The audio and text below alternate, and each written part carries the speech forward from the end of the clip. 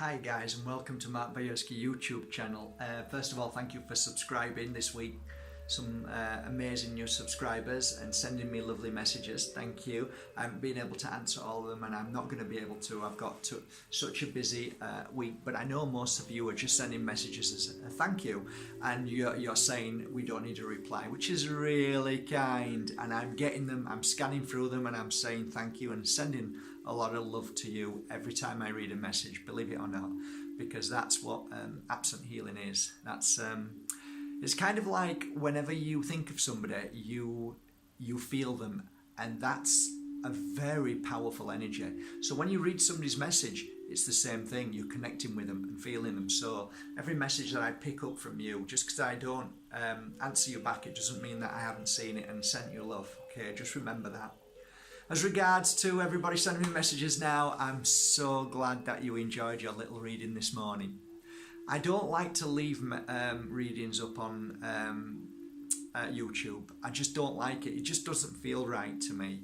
It feels like, you know what, let's do it, and in an hour, take it off, because whoever needed it got it, okay? That resonates with me far greater. It's not that I felt bad or I shouldn't have done it. It's not that. It just felt, it always feels more pure to me. There's something about doing readings on like that I don't particularly like doing. I really don't. I think too many people do it and it becomes too diluted and too, I don't know, commercial. I don't like it. It's just look, people do it and it's beautiful and that's their way, but it's not mine. For some reason, I just picked the cards up, sat down, and then thought, I'm going to give you a reading. I'm just going to read. So if it's touched one of you and you felt it, then it was for you, okay? That's all that matters. And now it's gone, and like I said, never, ever focus on a reading for the rest of your life. You know, I knew one woman once that came into my life, and you know what she told me?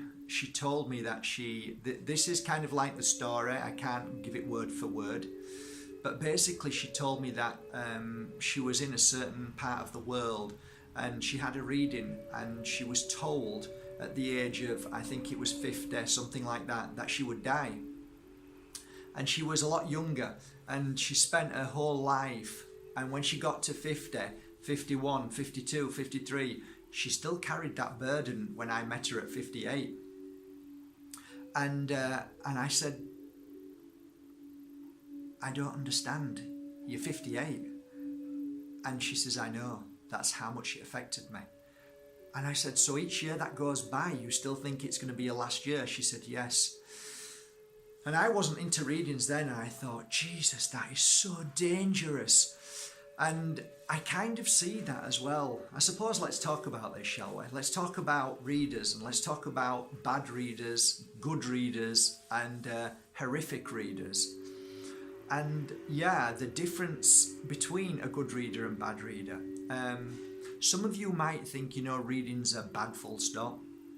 Yeah, to a degree they probably are, depending on who is receiving the reading and who's giving the reading.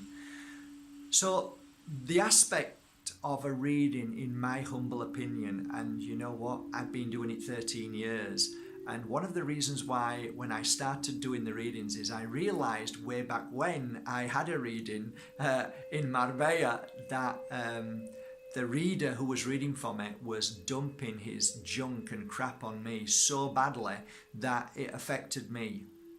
And I said, when I started readings, I'll never be like that. I'll always be the opposite. So I've always had this feeling that I think a lot of readers become so egoistic and so, you know, like some doctors become like, they get this God energy, like they think they're God. Well, I think that too of any position that somebody would get, even down on the coast, the guy behind the gate who lifts the gate up and down, he's got God complex. That's what it's called. And it's like, I know you love your job, I know you put your heart and soul into it, but for goodness sake, get rid of this ego, please. It's like, you know, so look, it's just one of those things. But I think what you have to be aware of is two things. The first thing is you have to be aware of somebody who's reading for you. You have to first of all understand that, or you feel that when they're reading for you, they're doing it from their heart, okay? Not from this God complex place where, listen to me, I know best. And some of the trademarks for that is, this is what's going to happen. Or, you need to do this. Or, you need to get rid of him. Or, you need to forget this job. Or, don't do that. Or, don't do this. Or, yes, do that. These are telltale signs of God complex. Because a true reader, a true, genuine spiritual soul will never interfere with your path, but they will either confirm things that you already know, or they will help you along whichever path you choose. So they always sit on the fence and say, this possibly could happen if you go down this path, and if you go down this path, this possibly could happen here, and I see this, I see that. You see, because we only see glimpses. Okay, when a reader says, I see everything, that's another telltale sign, okay?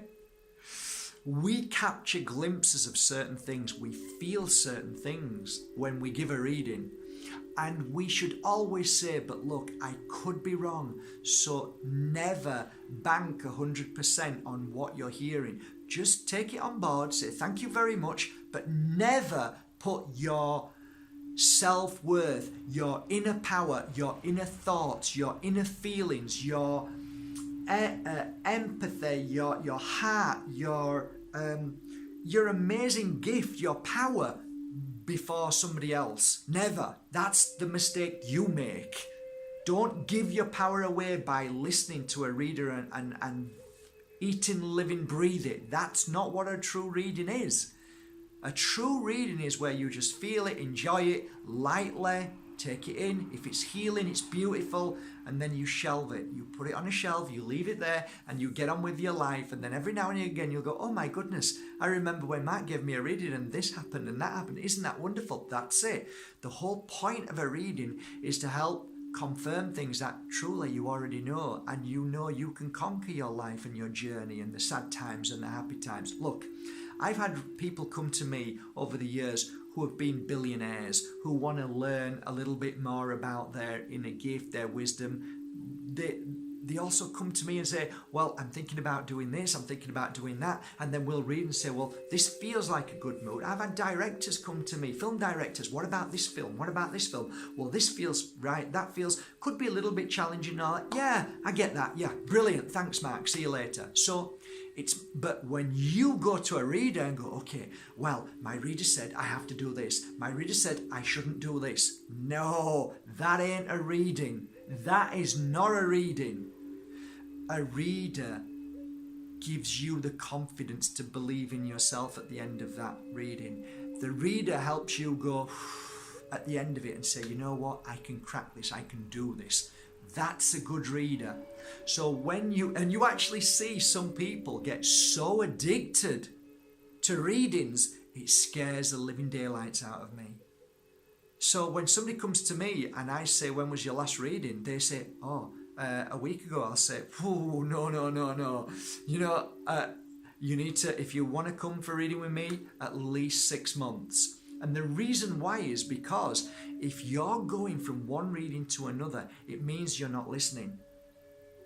It means that you're not trusting. It means that you're fearful. It means that you've got doubts and worries, and all you keep doing is jumping from one to the next. And a lot of the times, people who go for readings are just waiting for their answer. So for me, a true reading is to say, you know what, I'm going to go for a reading, that's it, and it's done. But always, always remember, never put the reading before what you do. If you start to think, okay, what did she just say or he just say I need to do? No! You do whatever you feel you should do. Like, I hope this is making some sense. I really mean this from the bottom of my heart, guys. You might say to me, but why are you making this video, Matt? You've been reading for 13 years. Yes, and I've been helping people become stronger than they have to go for a reading. You ask anybody who comes from a reading with me over 13 years, I've always said you don't need to come again.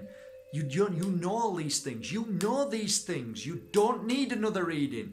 And And a good reader helps you become strong, that you don't need another reading. Isn't that strange? Isn't that strange that a reader, you would think a reader would want them all to come back all the time. And actually I was the opposite. In fact, the more I tell people not to come, they'd come, and then I'd say, no, you don't need to come. You can do this yourself.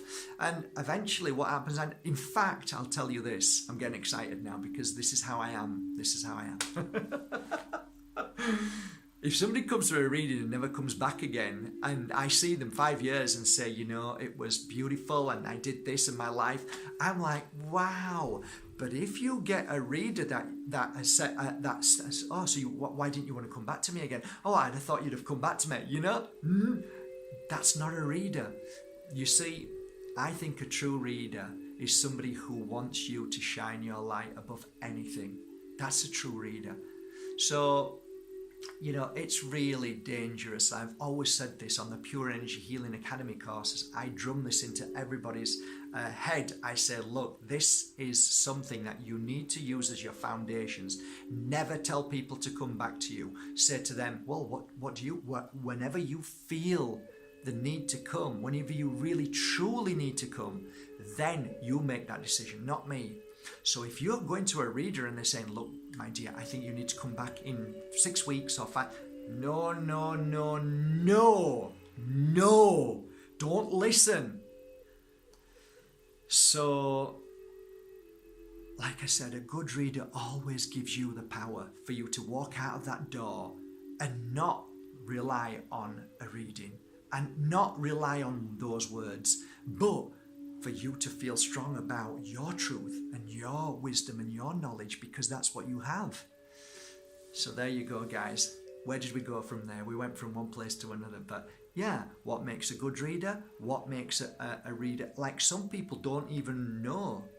I could go on all day about this subject, but some people who read don't even realize that what they're doing. They don't realize that they're stealing people's power. They don't know, because it's so addictive for a lot of people who are in that energy.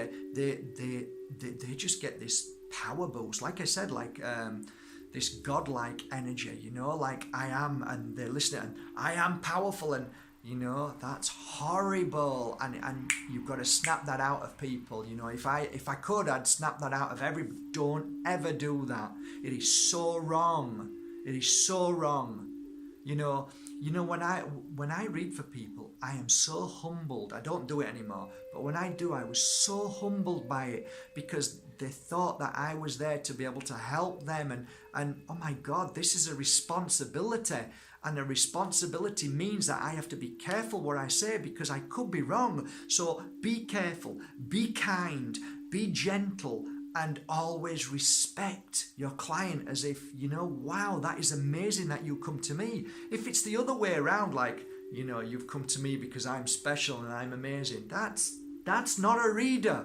That is ego. That is somebody who lives on ego. That's false illusion. That is not real. So remember, guys, there are readers out there who are genuine, like I've just spoken about, and there are readers who are not genuine because they don't even realize, and it just becomes ego. So remember, guys, you get good plumbers and bad plumbers. You get good doctors, you get bad doctors. You get good readers, you get bad readers. You get some good healers and some not so good healers. The difference between healers are the energy that a pure energy healer gives. If it's pure, if it's love, it will come straight through and heal that person. Otherwise, the healer does nothing. So you can't give bad energy to somebody, and you'll argue the fact that I will. No, what happens there is that the client who's lying down is probably stronger than the person who claims to be a healer. Therefore, though that person lying down is then giving the healer the healing. Well, I could go on all day about all of this stuff, but anyway, guys, it's a long enough video. Love you all. Hope you got something from it, and maybe in the near future I'll do another little reading every now and again. Put it on for 20 minutes, 15 minutes, then switch it off, so whoever watches it within that 10 or 15 minutes is the one who needed it. You see, we're getting there. It's all going to be fun. Love you all. Have a great day, guys. From my heart to yours. Thank you for subscribing to Mark Bajerski YouTube channel. Take care, guys. We catch this.